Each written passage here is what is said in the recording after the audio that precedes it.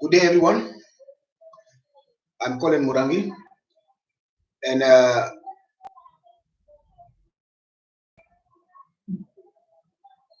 as I'm speaking to you right now, by next week we're gonna go live with a subject called "The Moment of Truth."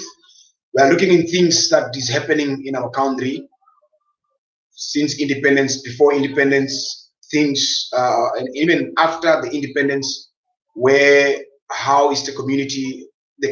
On community development and the people who were left behind and stuff like that. So we're gonna be touching on serious matter. So I urge you to always turn on our channel, and then you will listen great topics about the nation of Namibia, the truth of Namibia, the real original stuff of Namibia, not those things like propaganda, but it's something that you didn't know that you were gonna know. So I would like for you to subscribe and like on our channel so that we can promote. And I would love for you guys to share all our videos.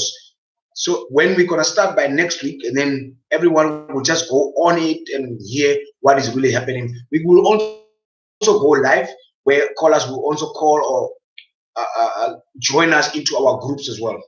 So I say thank you that you came on our channel, and be safe and be strong. Thank you.